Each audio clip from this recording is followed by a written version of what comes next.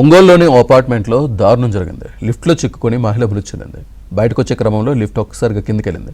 దీంతో మహిళ విలువెల్లాడింది. వెంటనే ఆసుపత్రికి తరలించగా చికిత్స పొందుతూ మహిళ మృతి చెందింది.